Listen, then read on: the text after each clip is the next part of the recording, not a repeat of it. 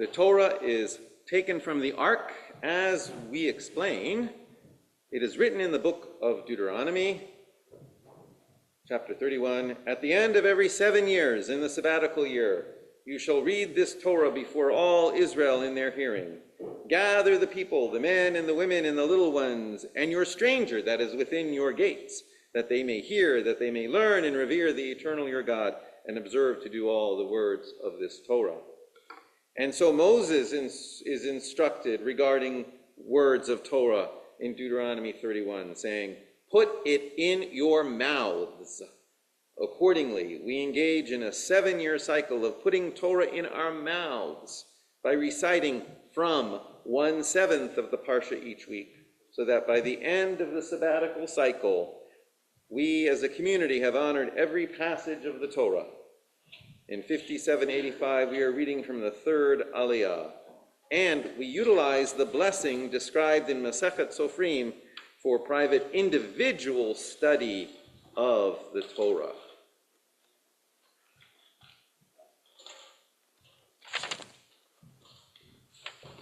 And we take this out here, and we open it up. Move it right here, yes.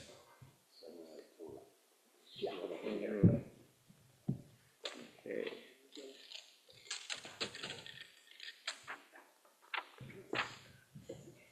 Please be seated.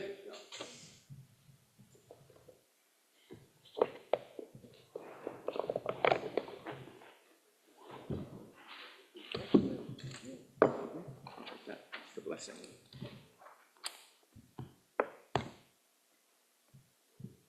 Here we go. So we'll recite the blessing from Masechet Sofrim.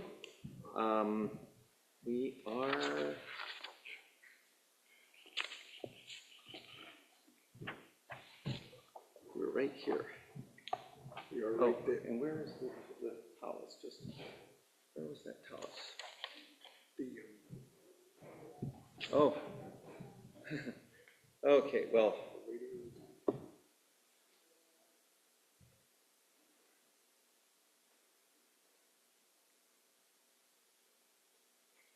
You said this to the right page.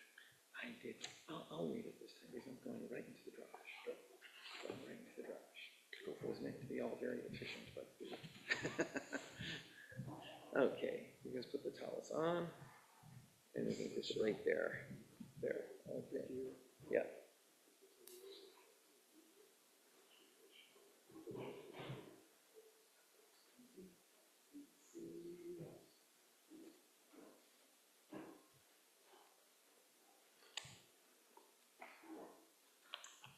Baruch atah Adonai Eloheinu melech haolam asher natan lanu Torah min hashamayim kehayei olamim nimromim.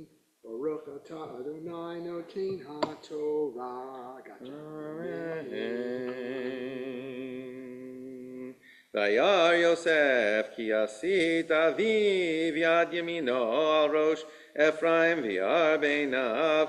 V'yitmoch yad aviv l'chasidotah me'al rosh Ephraim al rosh Manasseh.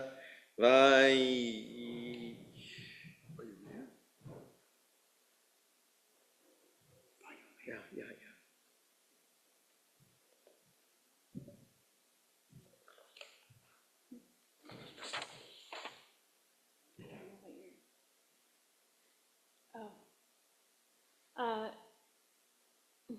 Page 13, maybe? Page 182.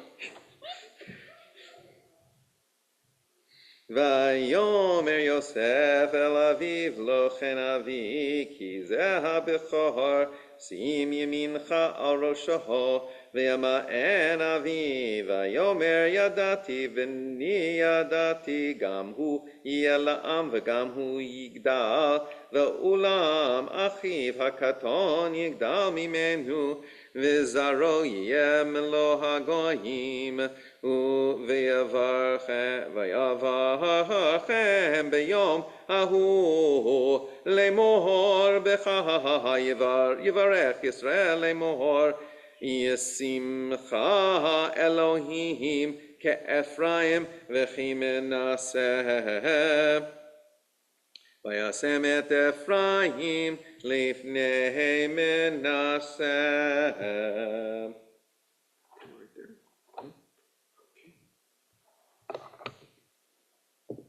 Baruch atah Adonai Eloheinu melech haolam asher natan lanu Torah emet v'chayei olam notah b'tochenu.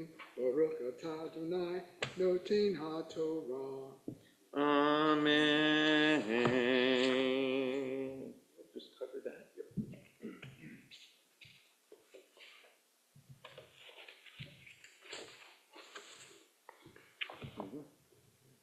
Just stand right over there.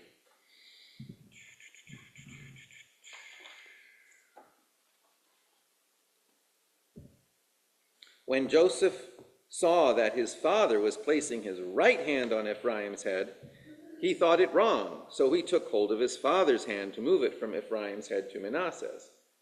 Not so, father, Joseph said to his father, for the other is the firstborn.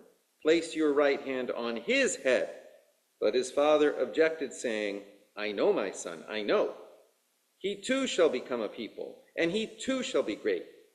Yet his younger brother shall be greater than he, and his offspring shall be plentiful enough for nations. So he blessed them that day, saying, by you shall Israel invoke blessing, saying, Yisimcha Elohim ke'Ephraim v'chi Manasseh. God make you like Ephraim and Manasseh. Thus he put Ephraim before Manasseh. This account where Jacob blesses the younger one over the older one raises a number of questions. What does it mean to recite a blessing? What does it mean to be a blessing or to be blessed? And why does Jacob again put the younger before the older? Many of you may know that we do use the example of these two boys, Ephraim and Manasseh, to bless the boys on Shabbat in traditional homes. Parents put their hands on the heads of their sons and say, may you be as Ephraim and Manasseh. And for the girls, they say, may you be as Sarah, Rebecca, Rachel, and Leah. There are many other examples of scripted blessings in our tradition. Some we recite regularly, such as in the Siddur, and some are recorded in texts. Like in the Talmud, Brachot, Masechet Brachot 16b and 17a, where there are various blessings that various rabbis would recite at the conclusion of their recitation of the Amidah. It is traditional at the end of the Amidah that we each recite our own private prayers. That's why it's in the first person singular, not the first person plural. Of course, being what we are, doing what we do, our people said, well, what did other rabbis say? Well, we'll say what these rabbis said. So we have something in our Siddur where we recite something that a rabbi said right at the end of the Amidah. Here is another. After his prayer, after reciting the Amidah, Rabbi Alexandri said the following: May it be your will, Lord our God, that you station us in a lighted corner and not in a darkened corner. And do not let our hearts become faint, nor our eyes dim.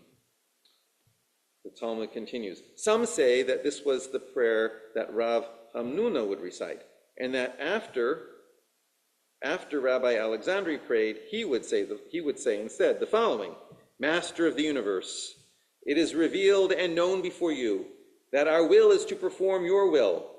And what prevents us? The yeast in the dough and the subjugation to the kingdoms. That is, on the one hand, the yeast in the dough, meaning the evil inclination that is within every person, and the subjugation to the kingdoms on the other hand. May it be your will that you deliver us from their hands, from the hands of both the evil inclination and the foreign kingdoms, so that we may return to perform the edicts of your will with a perfect heart. Liturgically, blessings are the smallest unit of prayer. A bracha, a blessing, is a prayer exercise. It is the bringing together of word, thought, and deed. Like when we light Hanukkah candles, we first said the words. That helped us focus our thought. And while our thought was focused, we did the action, bringing together word, thought, and deed. In this way, the blessing itself is designed to change us, to have an impact upon us, so that we ourselves are influenced to become more like the blessing we are reciting.